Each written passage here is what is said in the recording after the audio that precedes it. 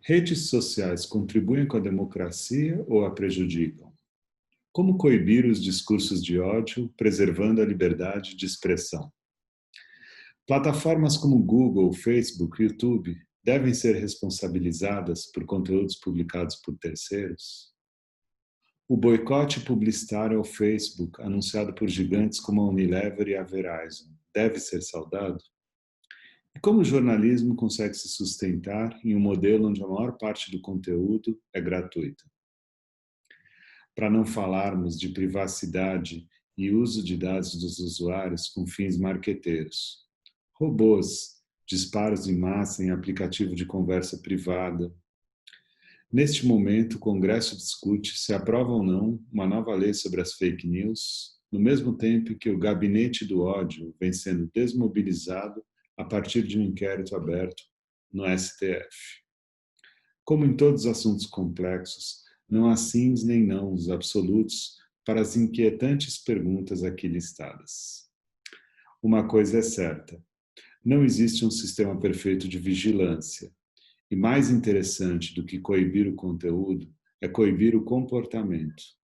Até porque a noção de autoria e rastreio na internet não funciona como nos velhos tempos. A conversa com Francisco Cruz, doutor em Direito pela USP, diretor do Internet Lab, plataforma de monitoramento das políticas públicas relacionadas à tecnologia e à democracia no nosso país, me remeteu ao slogan da Apple: pense diferente. Sobre esse boicote ao Facebook, eu achei que já parece ser um novo marco, né? As empresas começando a se mobilizar no sentido de não anunciar numa plataforma enquanto não houver um controle melhor, né, das fake news e do discurso de ódio, inclusive uma discussão sobre diversidade no comando, né, dessas gigantes da tecnologia. Né? Como é que você está enxergando isso? Será que é uma forma da sociedade civil exercer pressão sobre as plataformas? Eu acho que é. É algo para ser comemorado? Essa é a minha dúvida. Eu comemorei pessoalmente, mas eu queria saber se fazia sentido comemorar ou não. Eu acho que faz sentido comemorar de que para essas questões está sendo chamada a atenção. Eu acho que vale comemorar. O que eu não tenho muita certeza é qual o caminho de política certo para essas empresas seguirem. E eu não sei se as certezas que um movimento como esse pode ter são absolutas. O que eu quero dizer com isso? Então, o que? A gente vai pedir que os anúncios tenham uma checagem se aquilo é um discurso de ódio ou não, né? Por exemplo. Aí a gente vai cair num problema sobre o que é exatamente discurso de ódio. E isso não é uma questão muito simples, né? Não. Depende muito dos parâmetros colocados, né? O que o movimento faz, o que é bom, é que ele disputa essa noção de discurso de ódio, né? Ele traz para o campo da política e faz essa disputa. Isso é interessante, porque isso pelo menos constrange uma empresa que tem um serviço que, querendo ou não, uma plataforma gigantesca que, vamos dizer, dá infraestrutura para o debate público, ou uma das infraestruturas do debate público agora, e a constrange para ter algum tipo de atitude ou algum tipo de resposta para isso. Isso é interessante.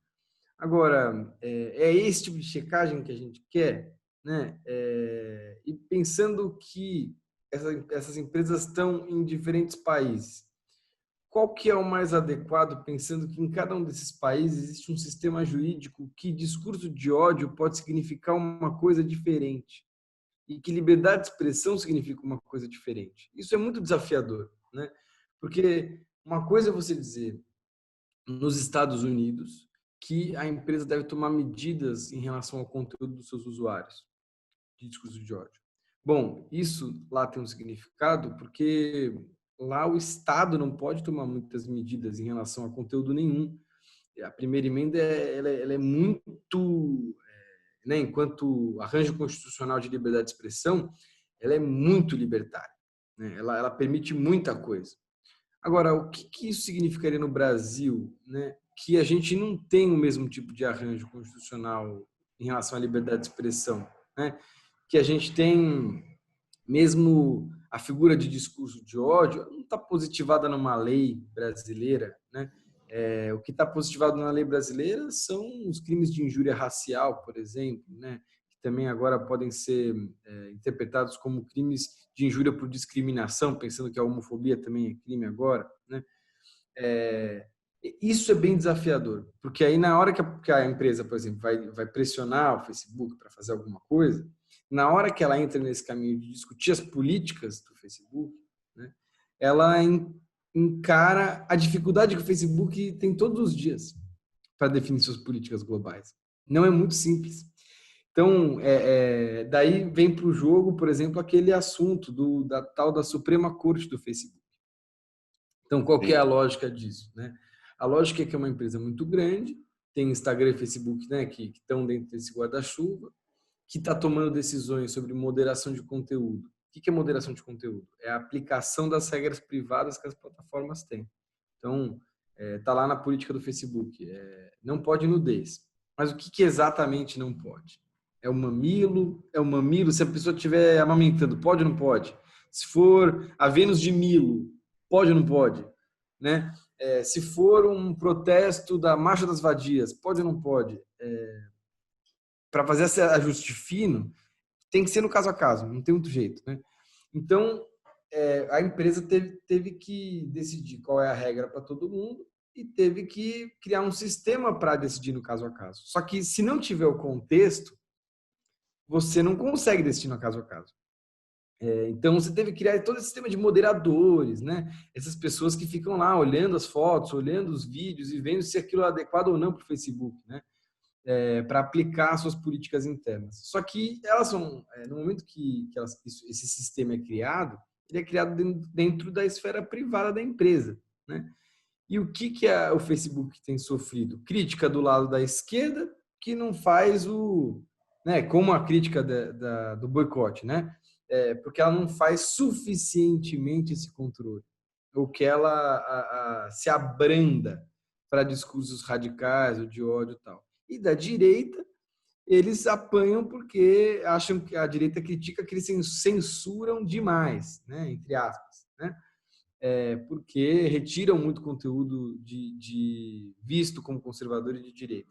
Qual foi a solução da empresa para tentar ter um ganho de legitimidade do Mark Zuckerberg? Ele falou assim, ó, as decisões mais relevantes, as decisões chaves sobre o conteúdo, não vou ser eu que vou tomar. Quem vai tomar é uma espécie de conselho independente que eu vou escolher, vamos dizer, uma leva inicial de conselheiros, mas que vão se autogerir. E que eu não vou poder mandar, e vamos dizer, reverter uma decisão desse conselho, que é a tal da Suprema Corte do Facebook, né? Também chamado, o nome oficial é o Comitê de Supervisão, Conselho de Supervisão de Aplicação das Políticas. E isso é uma tentativa, eu acho, de ganho de legitimidade, mas aí eu fico em dúvida, né? Um conselho como esse, ele é projetado para produzir decisões legítimas ou para responder a anseios populares ou a anseios empresariais? Essas coisas entram em choque, né? Porque num caminho é um caminho de bem jurídico de construção de legitimidade, né? Porque você vai quase construir uma jurisprudência das políticas do Facebook, né? O outro caminho é o caminho do poder e do dinheiro, né? Da política e do dinheiro, né? Então, se tem ou não tem o boicote, você pressiona uma empresa para seguir um determinado caminho. Eu acho que o corte entre essas duas coisas, para parar por aí, tem sido que o conselho cuida de todo o conteúdo que não é patrocinado ou cuidaria, né, de tudo que não é patrocinado, e o Facebook cuidaria daquilo que está dentro, vamos dizer, do seu core business, né? Que é a venda de anúncio. E as políticas de venda de anúncio não se submeteriam a esse conselho. Mas essa divisão, ela é artificial, né? Porque, assim, em tese, qualquer conteúdo pode ser patrocinado a partir do momento que ele é postado, né? A pessoa pode querer patrocinar ele depois. Então, essas linhas entre o que é exatamente conteúdo patrocinado e o que é exatamente um conteúdo não patrocinado, elas conseguem ser feitas, mas elas não são absolutamente estanques, né? As coisas podem transitar de uma coisa para outra. Eu entrevistei o Eugênio Butti também, que ele foi presidente da EBC e ele é professor da ECA, né? Nessa parte de comunicação. E assim, eu não lembro assim literalmente a fala dele, eu não tenho aqui na memória, mas ele defendia, ele achava que os monopólios precisavam ser quebrados urgentemente e que realmente precisava ser regulamentada essa situação, né? Então, essa questão do monopólio ela é interessante, porque uma das coisas mais desafiadoras desse setor é que o significado do que é, quando a gente diz que é um negócio em rede, ou de que é um negócio que sofre os efeitos da economia em rede, o que a gente quer dizer com isso, né? A gente quer dizer que tem algumas lógicas que são aplicáveis. Uma das lógicas é que quanto maior a sua rede, mais ela vale. E ela vale para você e ela também vale para quem está conectado nela. Então, o usuário de YouTube, por que ele não facilmente muda de serviço de vídeo? Porque todos os vídeos que ele gosta já estão lá. Porque todos os amigos dele já veem os vídeos lá. Porque os canais não estão saindo de lá, né? Então, vamos dizer, quanto mais pessoas tem lá, quanto mais pessoas estão plugadas nessa rede, mais poder gravitacional ela tem. É muito mais difícil de sair, é custoso de sair. É o fenômeno do trancamento, né? Que em inglês as pessoas traduzem como lock-in, né? Você está preso ali.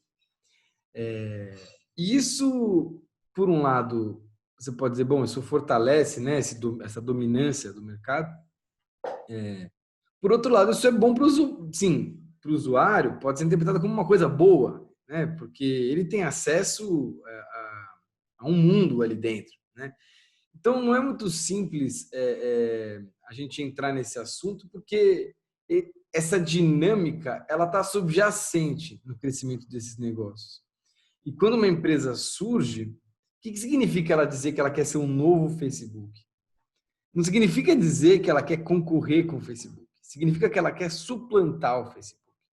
Ela quer deixar aquela rede caquética, velha, sem sentido, porque as funcionalidades que estão oferecidas ali não necessariamente ficaram insuficientes só, elas ficaram ultrapassadas, né? Então, quando a gente vê um TikTok, por exemplo, surgir, a gente percebe que ele é arquitetonicamente diferente do Facebook, do Twitter, do YouTube. E, no fundo, a gente tem uma espécie de guerra de arquiteturas, entendeu? De jeitos de capturar a atenção das pessoas, porque é isso que essas redes fazem, né? Elas, a partir de conteúdos gerados pelos próprios usuários, elas coletam a atenção que as pessoas estão gastando na internet e revendem uma parte dessa atenção para anunciantes. É assim que, sei lá, o negócio de publicidade funciona, né? E elas têm jeitos muito eficientes de capturar essa atenção, porque elas personalizam o conteúdo e deixam a pessoa mais tempo lá, né? Direcionam e fazem a curadoria perfeita. Mas mesmo assim, por mais que elas tenham business parecidos, elas têm arquiteturas diferentes. Isso ocorre também por esse efeito de rede, Porque qual é o sentido de eu criar outro YouTube se já tem o YouTube, entende?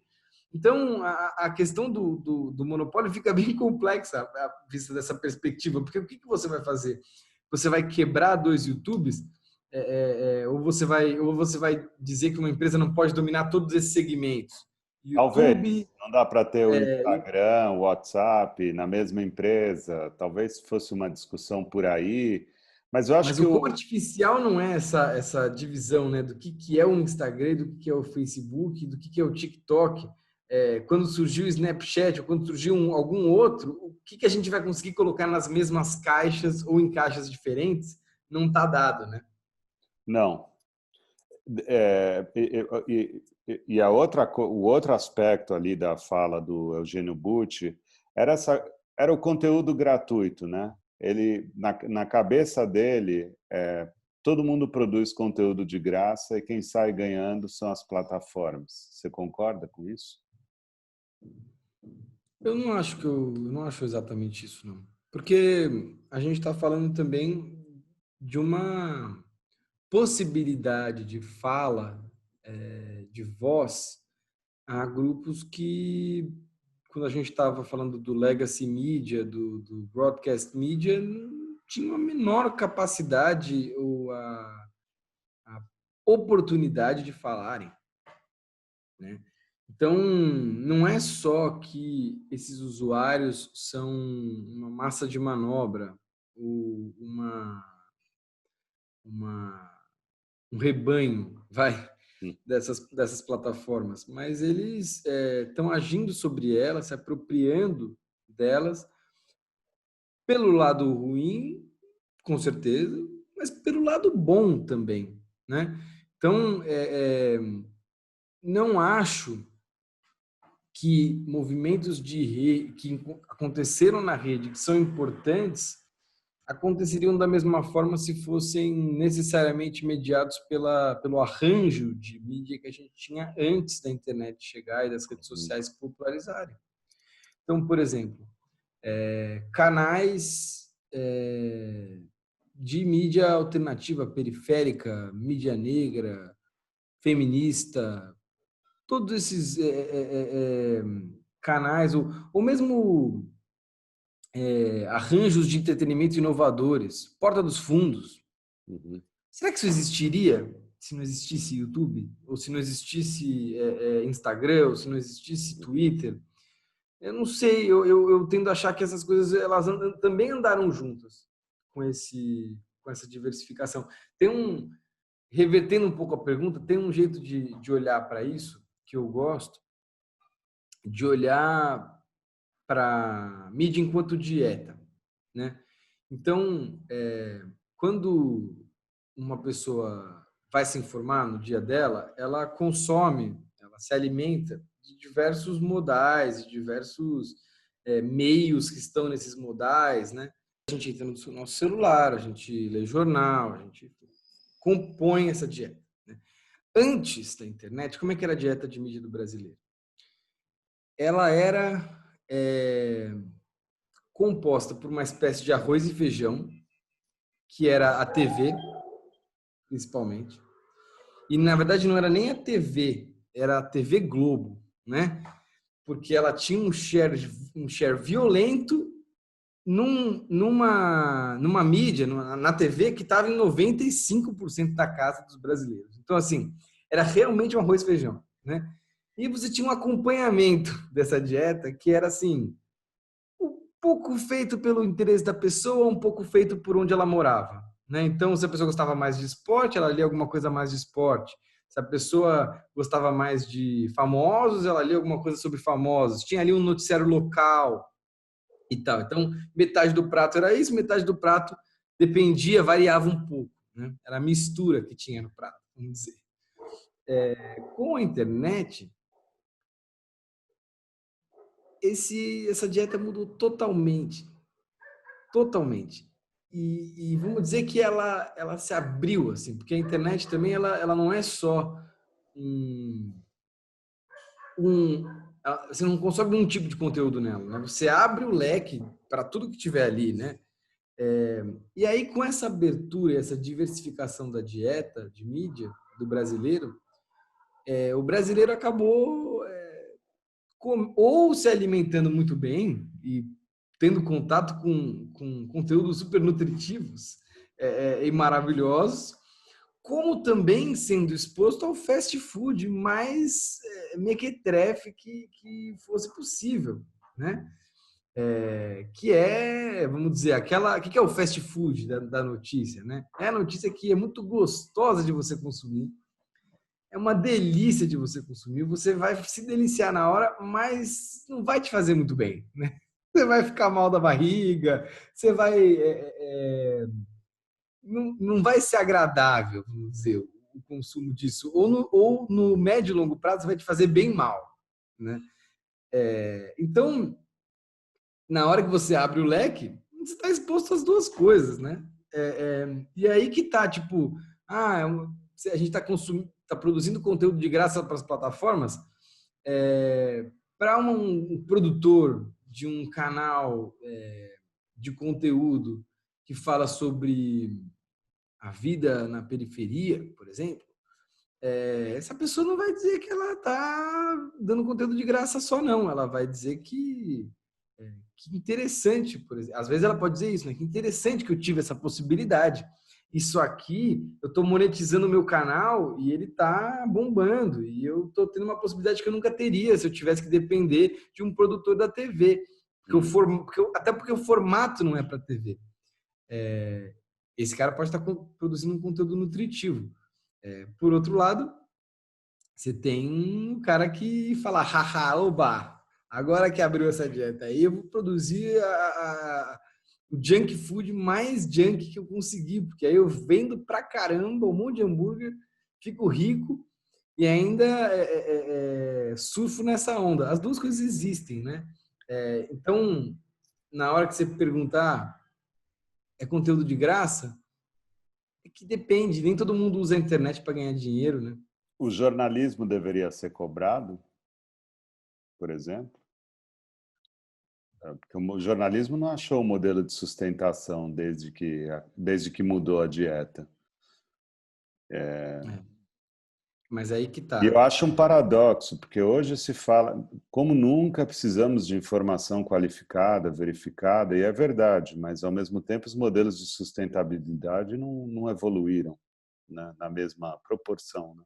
Tem mais, eu até ouço dizer que, bom, está tendo muito mais consumo, as pessoas estão procurando mais, mas, enfim, pagar que é bom, não, né?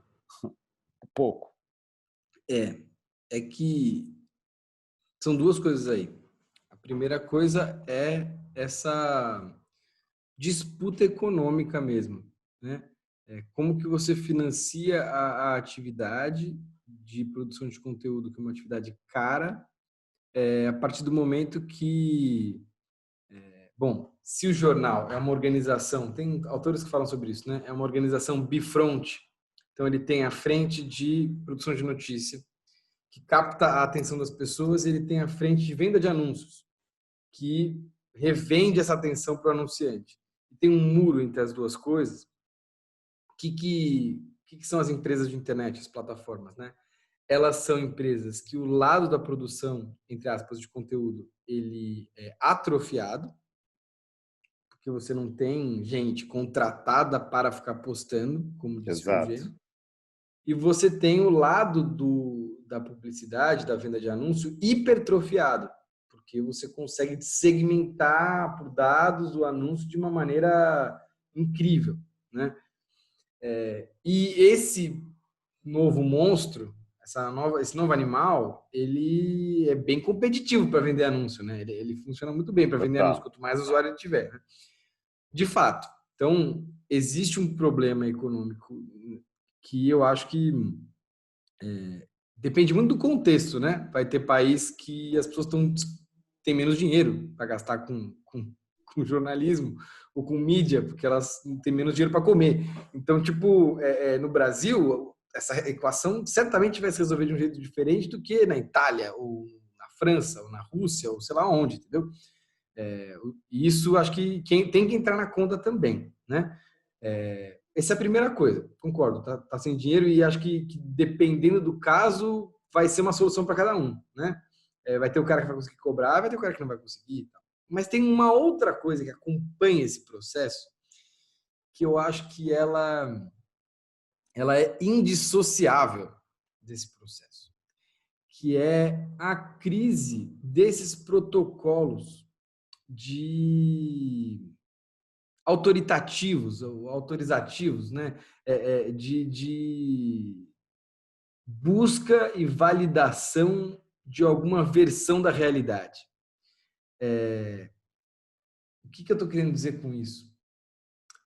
Que não é só uma crise econômica, é uma crise epistêmica do jornalismo. Tipo, o jornalismo foi um jeito eu não sou, sei lá, não sou professor de jornalismo, né? Eu entendo jornalismo de fora. Eu olho para o jornalismo enquanto um cara da sociologia jurídica preocupado com a regulação desse ambiente, né? Então, os jornalistas e professores de jornalismo que me perdoem se eu falar alguma besteira, mas o ponto aí, que me parece, é que o jornalismo foi um jeito que a gente descobriu, criou e aperfeiçoou para fazer que determinadas versões da realidade fossem buscadas, validadas e circulassem. Esse jeito tem protocolo, tem o jeito da checagem, tem os modelos de negócio dos jornais e tal. Você dizer que isso está só numa crise econômica é você, vamos dizer, deixar de lado de que tem gente que não está necessariamente ganhando dinheiro, mas está sendo mais lido do que os jornais, não porque teve uma ideia de gênio de que aquilo era um jeito de ganhar dinheiro no lugar dos jornais, mas porque conseguiu perceber no cliente, ou sei lá, na demanda da sociedade, de que vamos criticar essa imprensa aí e vamos fazer a nossa imprensa, a nossa versão, que não tem que passar por esses protocolos, que no fundo é propaganda política. Na minha opinião, é propaganda política, né? Porque na falta de um conceito melhor, porque assim é conteúdo feito para atingir a emoção da pessoa e despertar nela alguma coisa, né? Então assim, uma crise, falta dinheiro, falta, mas também falta leitor que esteja disposto a valorizar o que um jornal faz, porque a sociedade produziu Outras coisas, outras linguagens. Outras linguagens e outras demandas, né? E uma polarização violenta. E aí, assim, se você resolver o problema econômico, você vai resolver esse problema? Eu acho que não. Não, mas é porque eu vou te fazer uma pergunta bem simples. Você acha que as redes sociais elas contribuem para a democracia ou não? Uma pergunta assim é difícil, não é difícil ter uma resposta que sim ou não, sinceramente, porque depende do que você considera democracia.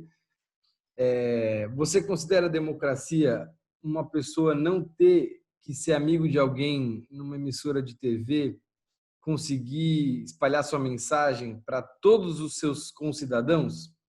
Talvez isso seja democracia. Mas você considera democracia que essa pessoa consiga instrumentalizar esse jeito de falar com todo mundo para se colocar como um líder autocrático? Isso não é democracia. Então, assim, não é uma resposta simples.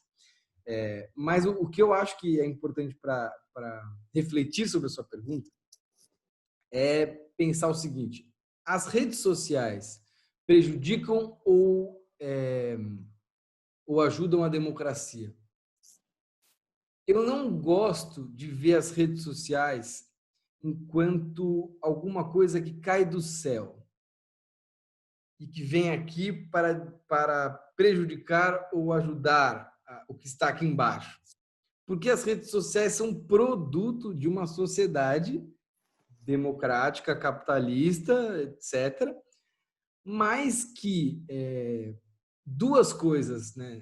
Não só elas são produto, mas assim, elas são produto, e dois, elas são uma ferramenta, uma tecnologia que vai ser apropriada e que quem criou elas não tem domínio completo de como elas vão ser apropriadas. Então, vamos lá, por partes. A parte do como elas são produzidas.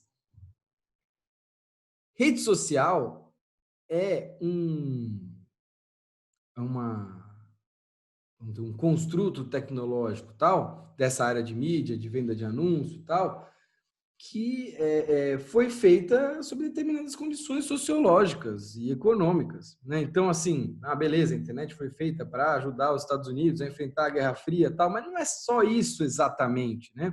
No final dos anos 70, começo dos anos 90, que uma cultura super narcisista, individualista, cultura de celebridade, isso estava em alta num momento chave, que vem um pouco antes do surgimento da internet. Então, assim, a tendência, por exemplo, de que seres humanos gostam de ser mais individualistas, ou a tendência de busca pelo seu bem, não pelo bem coletivo, uma coisa bem neoliberal, né? Ou uma busca por você ser mais belo, né? Uma coisa meio narcísica, isso já existia, né? Então, assim, isso já existia, inclusive, nos lugares que a internet foi inventada, inicialmente gestada, né? Tipo Califórnia, ou mesmo na costa leste dos Estados Unidos, os lugares mais ricos dos Estados Unidos. Então, assim, ela é produto desse processo também. Quem a faz são seres humanos também. Então, ela é um produto assim, as redes sociais do jeito que a gente vê hoje são um produto da sociedade contemporânea e tal, mas assim, uma sociedade que tem um forte domínio dos Estados Unidos, um forte domínio dessa cultura, né, americana, enfim, então, nesse sentido, elas são parte dessa democracia que a gente tem e não dá para simplesmente desvincular uma coisa da outra. Elas são, vamos dizer, tão parte da democracia quanto determinados arranjos institucionais ou culturais, né? Tipo, Hollywood prejudica a democracia? Meio que, sabe? Essa pergunta, assim. O tipo, a TV foi muito importante na era de ouro do capitalismo, né? No pós-guerra. Tipo, a TV, a disseminação da TV, essa coisa planificada, o Estado planificado, ele precisava da TV para uma sociedade de consumo, teve um boom de consumo nessa época. A TV ajudava ou atrapalhava essa democracia que eles tinham? Não sei, talvez ela fosse tipo parte dela, né? E aí a outra coisa só que eu queria dizer é essa coisa do uso. Tipo, os engenheiros do Facebook imaginavam que o Trump ia utilizar a plataforma que eles desenvolveram para se eleger presidente dos Estados Unidos? Não necessariamente, entendeu? Então, na hora que você faz uma tecnologia, você não tem garantia nenhuma de que quem vai se apropriar dela vai se apropriar de outro jeito. Então, a intencionalidade desse processo também é bem complexa, né? Se você... Porque ainda por cima tem a questão da privacidade, né? Que também, né? Você fala assim, não, os anúncios... a capilaridade do anúncio hoje, ela é maravilhosa, né? Só que é isso, né? As plataformas têm acesso a uma base de dados, é um puta negócio, né? Porque você não produz o conteúdo, você tem acesso a uma puta base de dados, né? Sim, sim. Agora, isso inaugura uma nova conversa sobre privacidade. Porque as pessoas falam muito, né? A privacidade está morta. A privacidade está morta. A privacidade não tem mais lugar. Na verdade, o que eu acho que elas estão sinalizando é que a privacidade do jeito que elas conheciam está morta. Ou está defasada. Assim. Porque uma coisa é você ver privacidade como você fechar a cortina da sua casa. Ou você simplesmente não querer preencher um formulário que você pegou na farmácia. Assim. Você não quer dar seu endereço, você não quer que a farmácia tenha seu endereço, sei lá. Isso é uma coisa pequena, corriqueira, o muito dia a dia e que estava presente na nossa vida há muito tempo. Tipo, né, essa noção de privacidade como saber ou não saber, como intimidade, né, como essa vida íntima. Agora, como a gente está plugado o tempo inteiro, isso quer dizer que tem sensores plugados na nossa vida o tempo inteiro, né? Tipo, tudo que a gente busca, tudo para onde que a gente vai, o que a gente paga, tipo, tudo isso está plugado em algo que está sentindo e coletando esses dados. Faz sentido você falar dessa esfera de intimidade? Não exatamente, não resolve, né, esse problema. Mas o que resolveria, né? Eu acho que é a versão de conversa sobre privacidade com proteção de dados.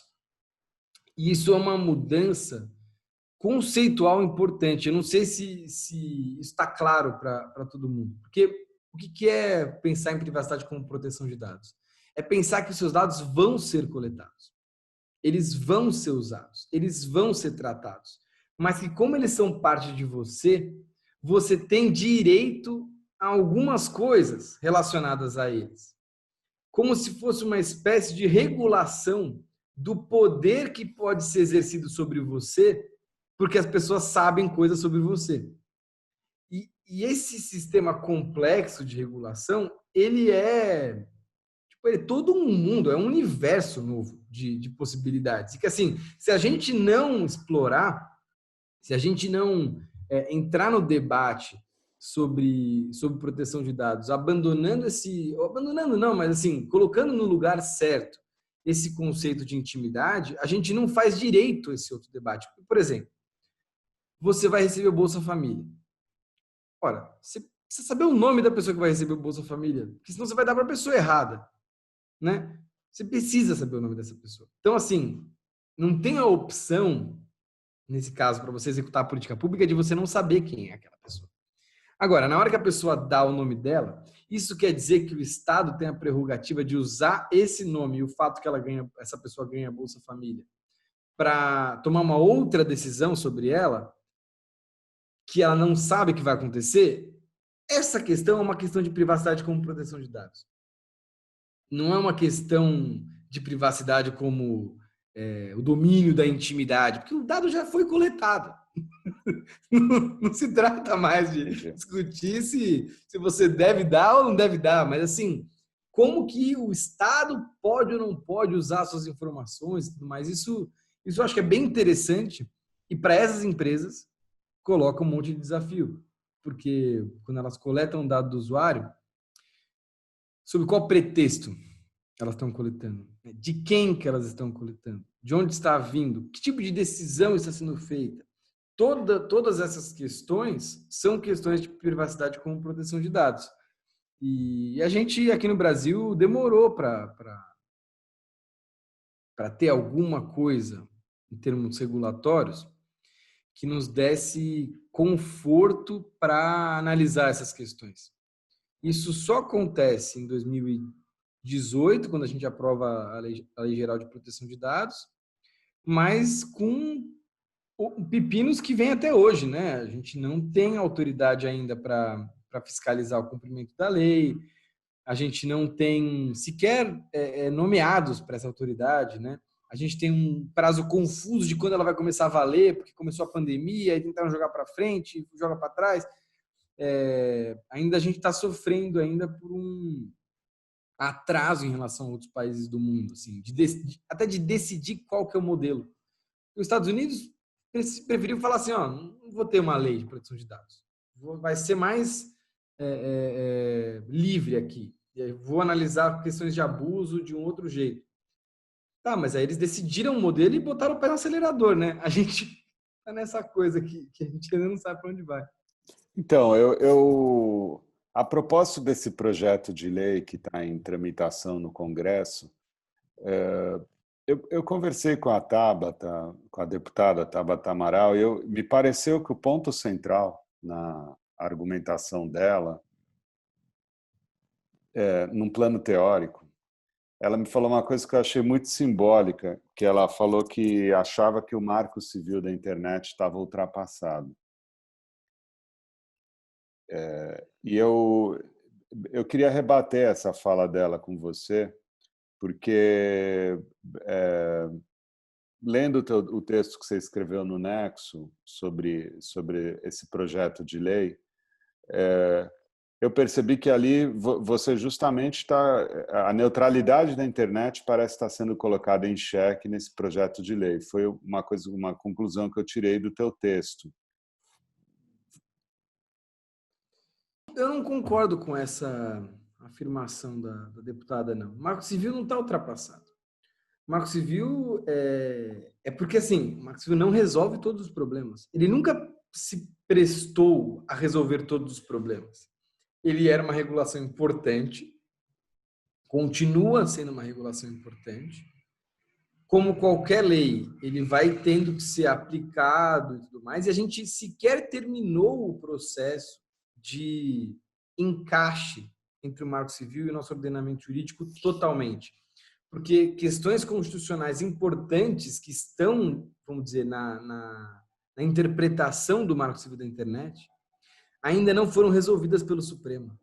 A questão dos bloqueios, se pode ou não pode bloquear o WhatsApp, em que sentido, essa questão ainda está sendo decidida no Supremo. E a questão, vamos dizer, que é o coração do Marco Civil, que é o artigo 19, que diz que as plataformas de internet só podem ser responsabilizadas pelos danos gerados pelo conteúdo postado pelos seus usuários, se elas receberem uma ordem judicial para tirar o conteúdo e não tirar. Então, se elas não fizerem isso, quem é responsável por aquele conteúdo é quem postou, não são elas, né? Isso está sendo questionado no Supremo e tem um monte de questão econômica colocada aí, né? Então tem uma movimentação por parte, especialmente das empresas de emissoras de TV, de dizer que esse artigo tem que ser considerado inconstitucional, porque as plataformas têm que ser responsabilizadas pelo conteúdo postado por terceiros. Vamos dizer, uma espécie de uma ideia de simetria regulatória, de que elas estão submetidas a essa responsabilidade. Mas, assim, na minha opinião, uma grande falácia, porque não se trata do mesmo tipo de negócio. As plataformas nunca se pretenderam editores. E aí que está a parte boa delas, enfim. Essa questão, por exemplo, do artigo 19, sequer foi julgada pelo Supremo ainda. A gente ia ter audiência pública e não teve. Então, assim, é difícil a deputada falar isso sem a gente sequer ter esse ciclo completo. Assim. Mas eu entendo o que ela está querendo dizer, que talvez tenham questões ali que precisem ser, ou questões que não estão ali, que precisem ser aperfeiçoadas, ou que precisem ser tratadas, que surgiram depois. Eu entendo, eu acho que o Marco Civil não resolve todos os problemas do mundo, de fato, né?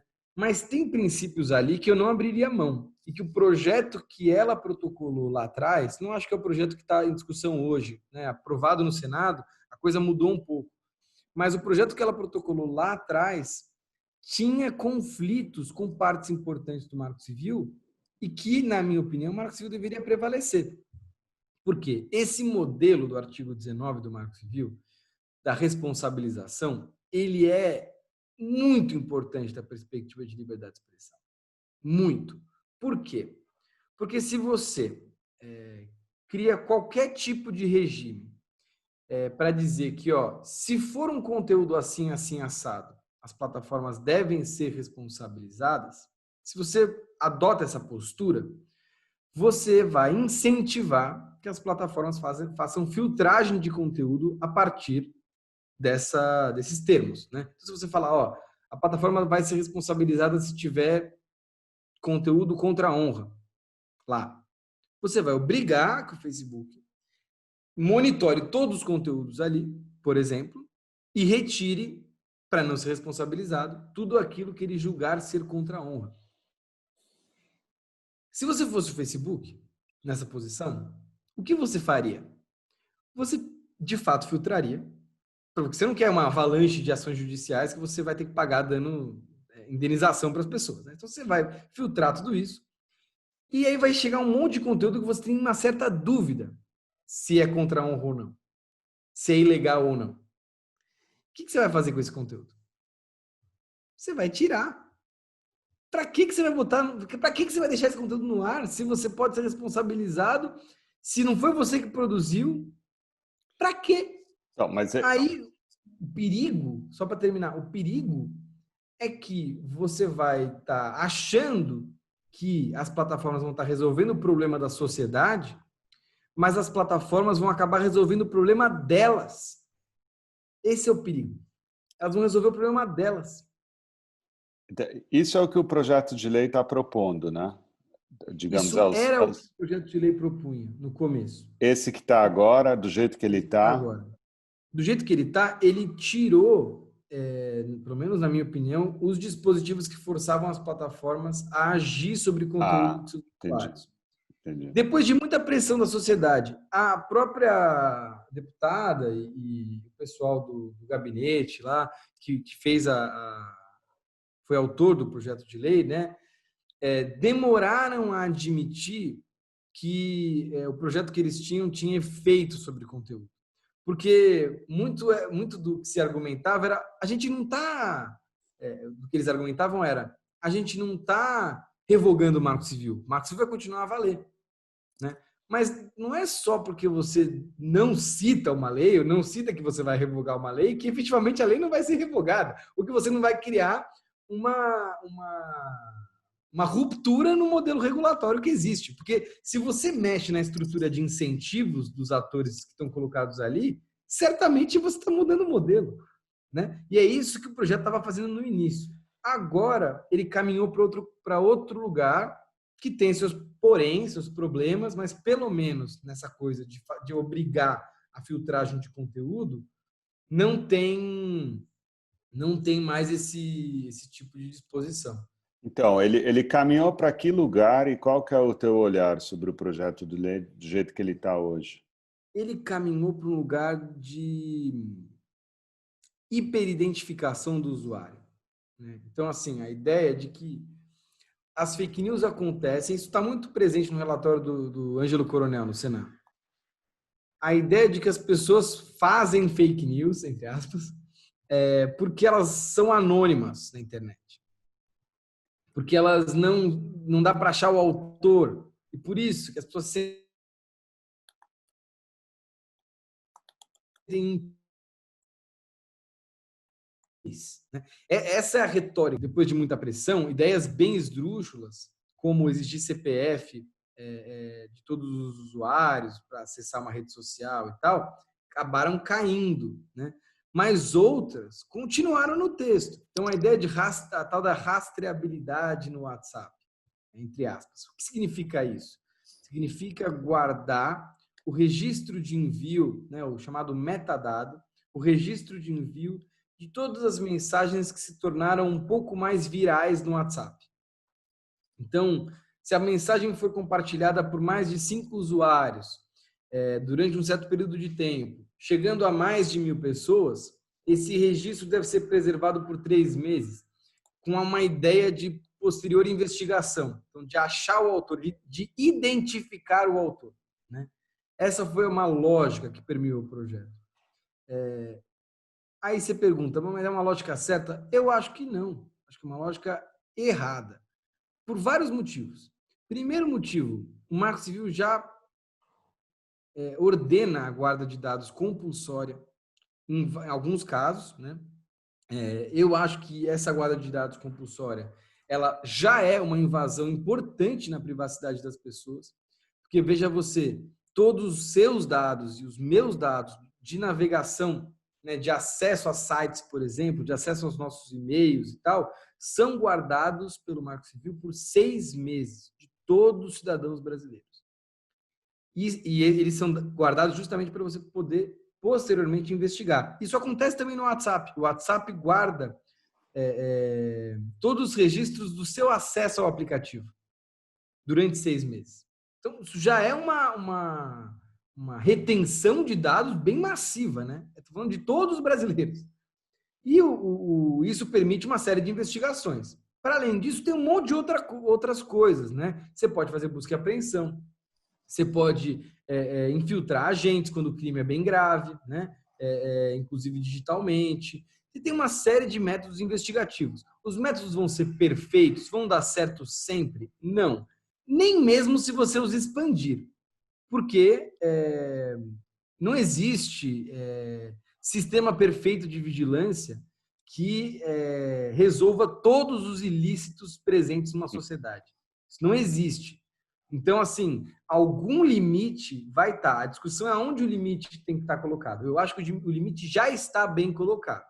Mas, para além disso, por que esse negócio de hiperidentificação, rastreabilidade, eu acho que faz pouco sentido?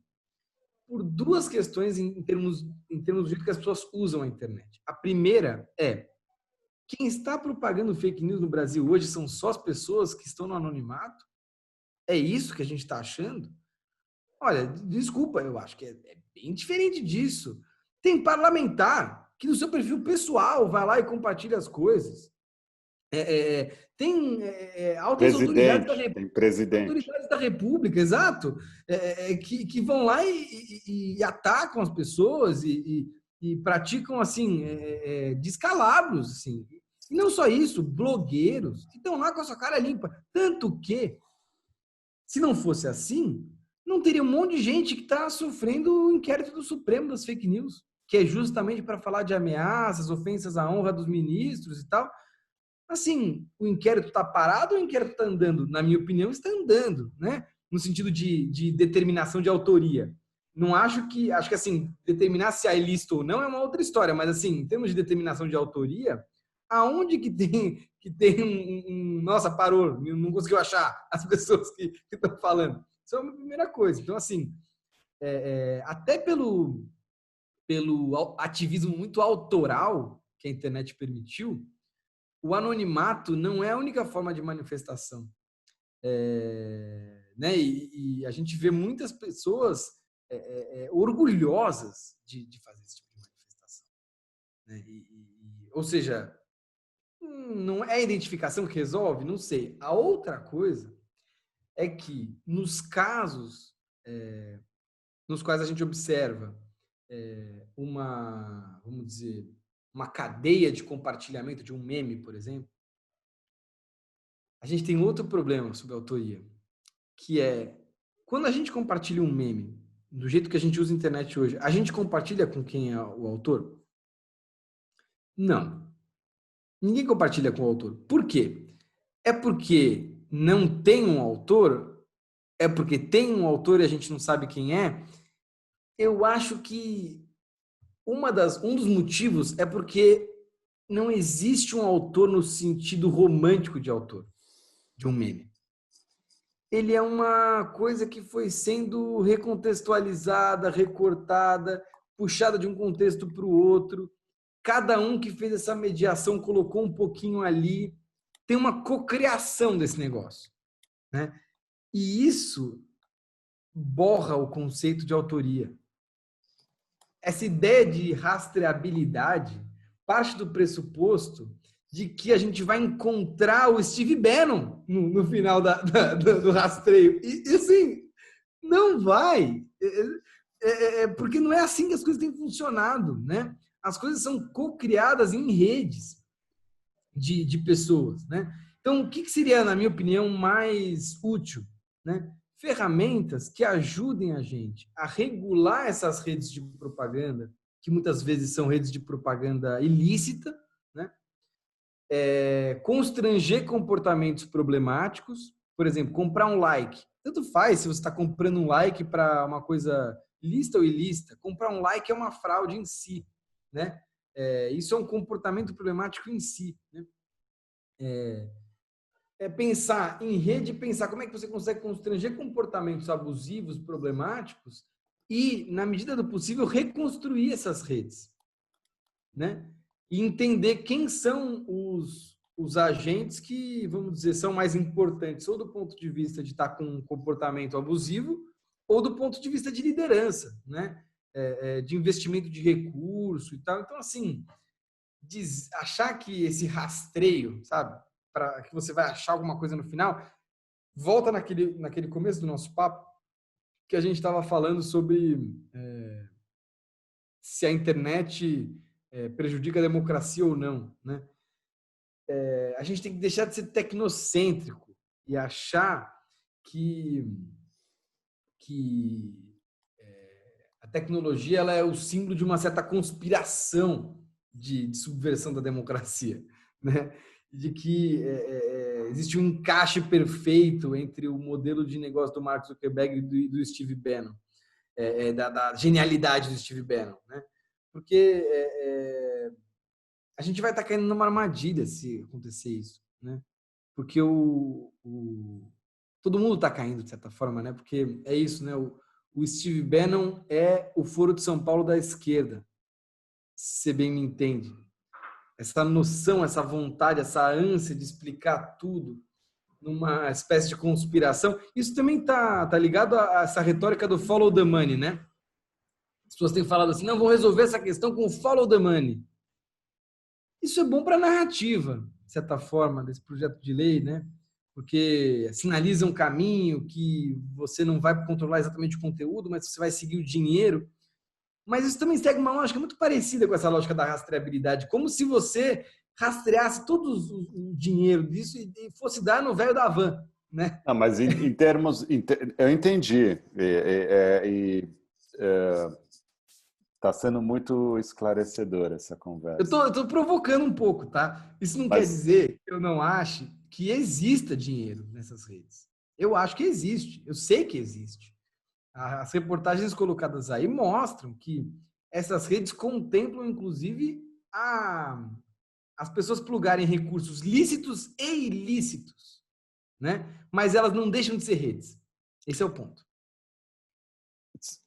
Agora, o que são essas ferramentas para constranger?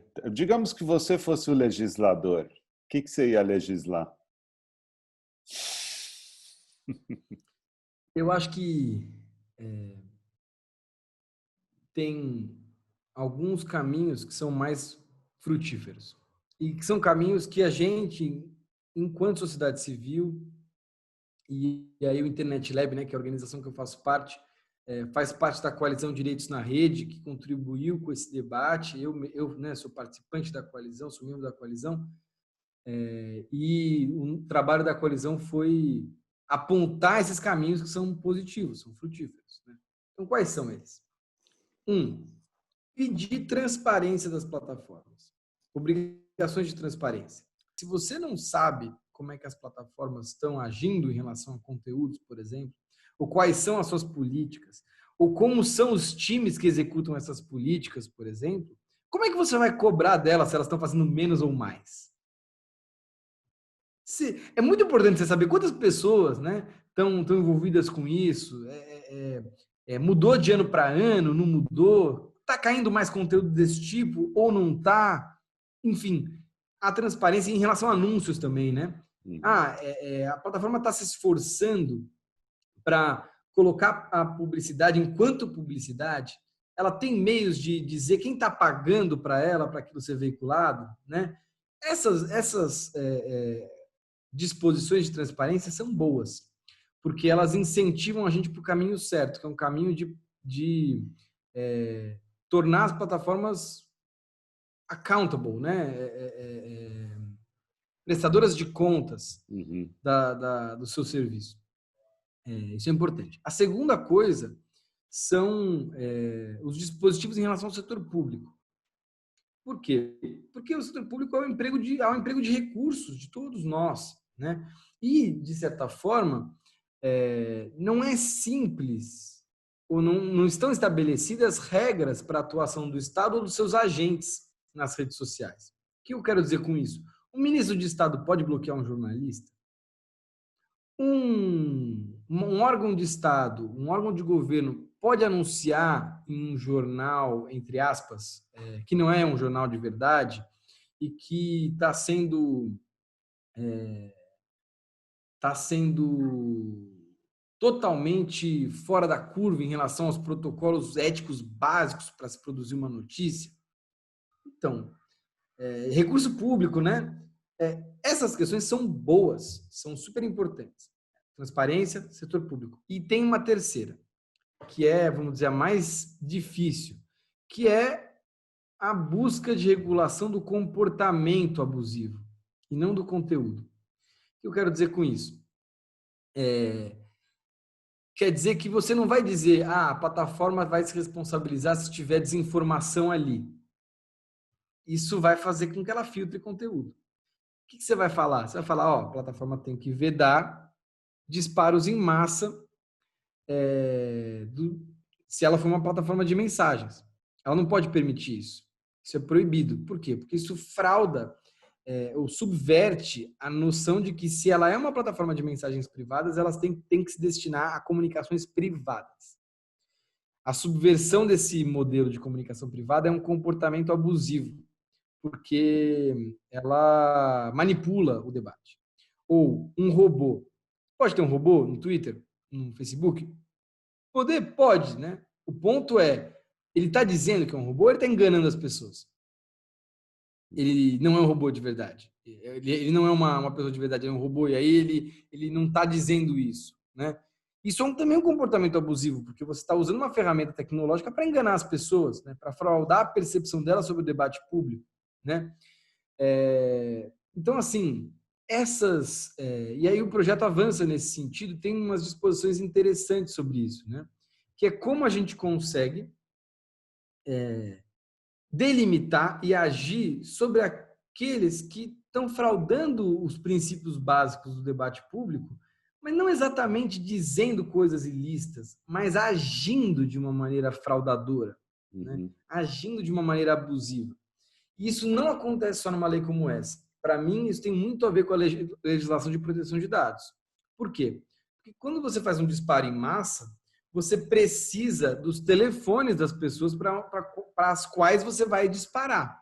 Você precisa de um chip registrado num CPF que vai ficar rodando esses disparos, né? E muitas vezes esses CPFs são CPFs fraudados, falsificados, né? Pegados, comprados aí na Santa Efigênia, não sei. Então, para isso, para, vamos dizer, proteger a sociedade desse tipo de manipulação, faz sentido que a gente pense em regulações.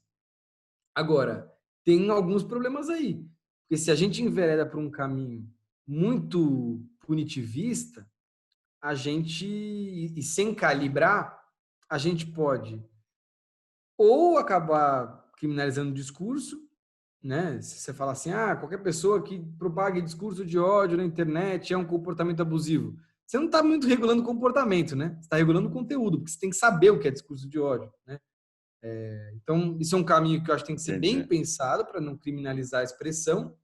Em segundo lugar, se você fala qualquer pessoa que faça uma conta falsa tem que ser presa de 3 a 10 anos, você pode estar bem descalibrado, porque o problema não é uma pessoa fazer uma conta falsa. Talvez isso seja um comportamento reprovável, mas isso não é necessariamente um comportamento que frauda a democracia e que a pessoa tem que ser presa por 10 anos, né? O que frauda a democracia são essas indústrias que vendem, sei lá, 100 seguidores, 1000 seguidores, né? Que fazem um verdadeiro contrabando desse tipo de ferramenta. Mas o marketing digital não é isso? O marketing mesmo, não estou nem falando de política. O marketing digital não é um pouco isso também? Eu acho que tem um marketing Você contrata ético. uma base de dados e dispara mensagens. Mas aí que tá, eu acho que tem limites éticos de você fazer isso. Se a pessoa...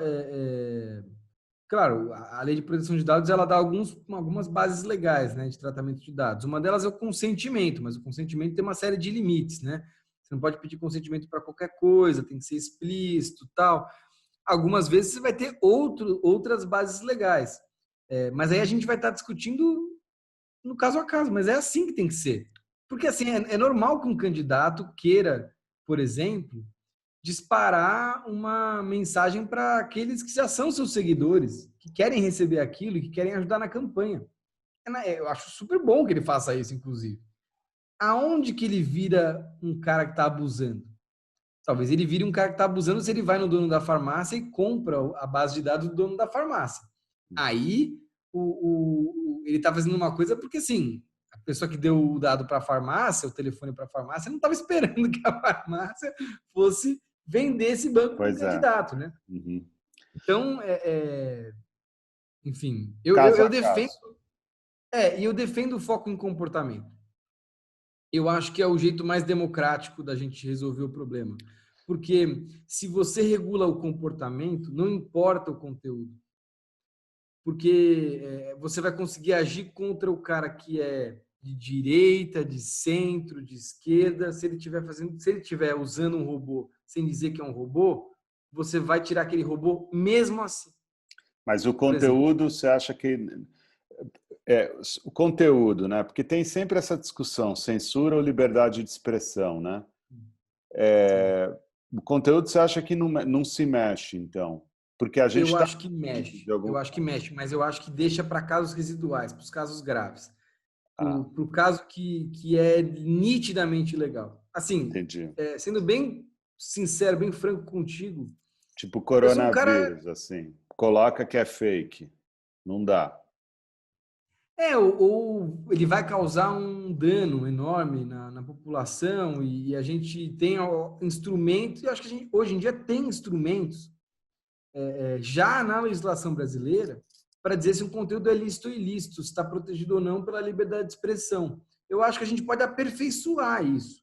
Talvez tenha alguma coisa para fazer aí, mas não é um caminho fácil de se trilhar. Porque assim, e aí eu já dou um disclaimer, eu sou um cara liberal em relação à liberdade de expressão. Eu acho que tem coisas que a gente faz no Brasil que são ilícitas e que eu reconheço que são ilícitas, que eu gostaria que não fossem, né? Eu acho que crimes contra a honra, por exemplo, são utilizados e instrumentalizados no Brasil, inclusive a partir da internet, para calar críticas, restringir discurso, né? O dano moral, as pessoas processarem as outras porque estão difamando e tal, isso já é utilizado por políticos, autoridades públicas brasileiras que querem controlar a expressão e a crítica sobre si mesmo, né? E eu acho isso uma coisa negativa. Então, assim, talvez tenha coisas que a gente tenha que tirar da liberdade de expressão. Eu estou disposto a ter essa conversa, mas talvez tenha coisas que a gente deveria incluir na nossa concepção de liberdade de expressão, expandir a nossa concepção de liberdade de expressão. Né? Mas, por exemplo, aparecer à tarja fake news quando um presidente fala uma coisa que é falsa, ele retuita uma coisa que é falsa. Você vê isso com bons olhos? Eu acho que... Não sei se eu vejo com bons olhos, não. Porque aí a gente vai estar, mesmo que simbolicamente, passando para alguém, para essa plataforma, esse poder de dizer que alguma coisa é fake news ou não.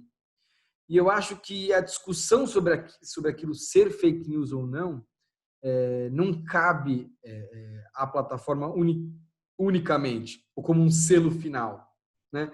Pelo seguinte, imagina como é que um selo desse pode ser utilizado, dependendo do caso, para prejudicar ou minorar aqueles que estão querendo questionar alguma coisa do status quo. Né? Vou dar um exemplo do coronavírus mesmo. Tem coisas que a gente entendia ou acreditava no começo da pandemia e que tinha gente que falava que a gente estava errado e que hoje em dia a gente percebeu que as pessoas estavam certas. Né? O conceito de verdade ele é um alvo móvel até. Então, assim, eu acho que essa coisa da tarja e tal, ou da validação, isso aqui é verdadeiro, eu acho que é uma coisa que encerra um debate que a sociedade tem que ter por si só, o que não significa que se o conteúdo que está sendo disseminado ali for um conteúdo que cause dano na realidade, vamos dizer, a coisa do remédio. O cidadão vai lá, o presidente vai lá e faz propaganda de um remédio que, se as pessoas tomarem, vai fazer mal para elas e não tem garantia que vai fazer bem. Tipo, existe um dano imediato. Eu acho que, por isso, esse conteúdo pode sofrer algum tipo de medida, inclusive da própria plataforma. Né? sem ter que passar pelo escopo judicial. Porque acho que as plataformas, é importante que elas tenham algumas regras que antes mesmo do judiciário, elas já vão ali e cortem pela raiz. Mas aí não é pela lógica das fake news, né? Mas é pela lógica do dano imediato. E cada plataforma vai desenvolver as suas fórmulas para isso, né? Pensando que cada uma delas tem uma dinâmica mesmo, né? Então, o Facebook funciona de um jeito, o Twitter de outro, tal. Então, por isso que eu acho importante esses projetos que visam fortalecer a checagem nas plataformas, eu acho importante. Mas daí a isso virar vamos dizer, um tiquezinho ou uma tarja e tal, acho que depende do caso, acho que pode ser prejudicial. Entendi. Bom, de uma certa maneira as coisas estão funcionando, né? Porque justamente você mencionou essa história do STF e de todas essas buscas e apreensões e prisões de blogueiros negacionistas, vamos dizer assim, ou que disseminavam as fake news, de um lado, e de outro tem reações da sociedade civil, algumas empresas boicotando e pressionando as plataformas. Você acha que as coisas estão se regulando de alguma maneira? Eu acho que a discussão sobre mais regulação ela é importante. Não acho que está suficiente. Não acho que está. Acho que quando eu fui à CPI das fake news, por exemplo, eu falei, tem muita coisa que tem que ser feita. Por exemplo, essa discussão sobre o setor público não está bem desenhada. Uhum. A nossa regulação eleitoral está muito mal desenhada, porque não tem nada sobre proteção de dados. Ela ainda está muito dependente de uma visão que coloca o horário político eleitoral gratuito como métrica para tudo, né? Porque propaganda eleitoral não tem nem definição de propaganda eleitoral, porque ela obviamente ela era o que estava no horário político eleitoral gratuito antes, né? O que ela é agora na internet? Não está bem resolvido, né? Então tem muita discussão regulatória a se fazer, muita. E não só nisso do Supremo, eu acho que vale dizer que eu não concordo com o jeito de enquadrar essa questão dos atos antidemocráticos, dos ataques às instituições, só sob uma lógica do ataque à honra da instituição. Porque se criticar o Supremo é você atacar a honra da instituição. Tudo bem, ameaça eu acho que é uma outra conversa, né? Se você está falando das ameaças que os ministros vão sofrer. Mas eu acho que o que a gente está assistindo atualmente é um grupo que não tem compromisso com o Pacto Constitucional de 1988. O que significa que é um grupo, me perdoe o uso da palavra de um jeito meio... É um grupo revolucionário, no sentido de que eles querem destruir a ordem atual para construir outra ordem. Uhum. Né? E a gente, enquanto sociedade brasileira, na minha opinião, não construímos as ferramentas adequadas para proteger a segurança da nossa ordem constitucional em moldes democráticos.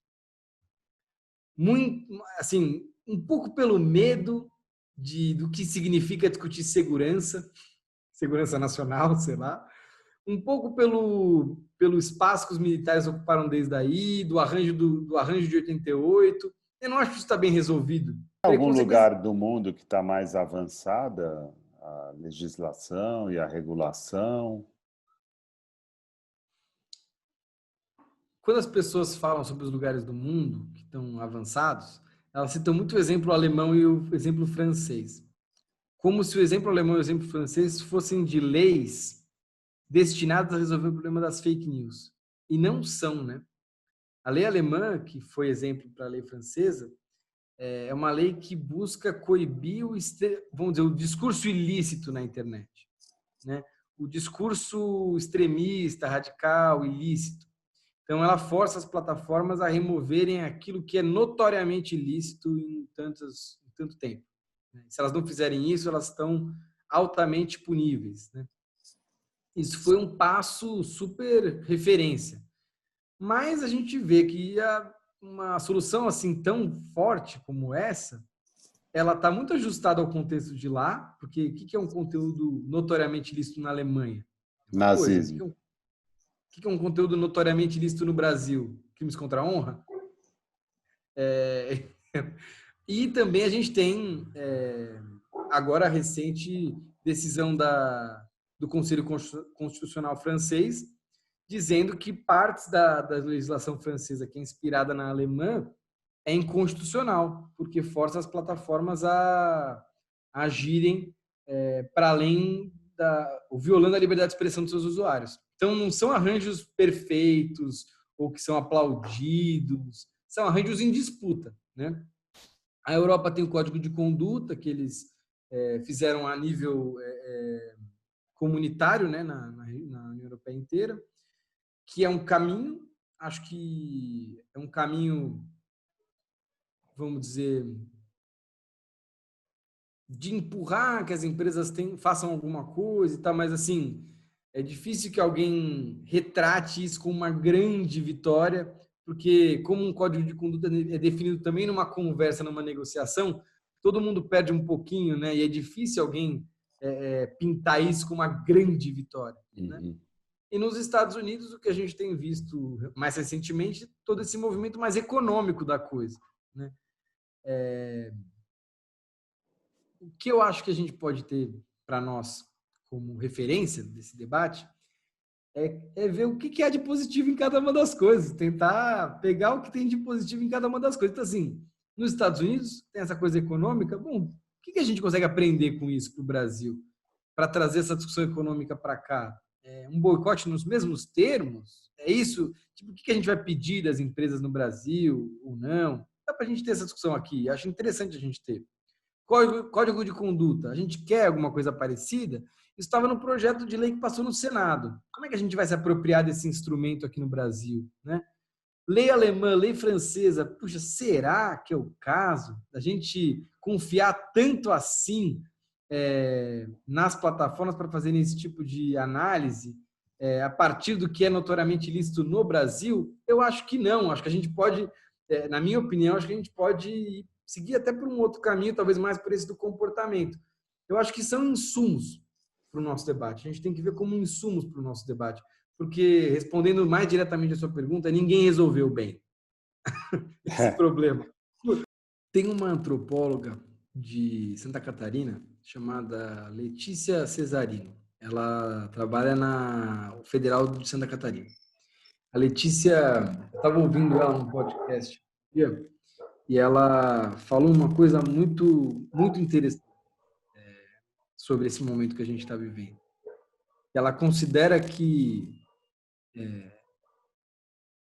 a emergência dessa mídia digital, ela tem um nível de desestruturação do que previamente estava colocado, do nível da prensa de Gutenberg. Aí é engraçado que ela fala no podcast assim, e o que aconteceu depois da prensa, né, no século XVI, não deu tão certo. Aí o interlocutor pergunta, mas o que aconteceu depois que a prensa foi inventada? Ela falou, teve só 200 anos de guerra religiosa na Europa, tranquilo.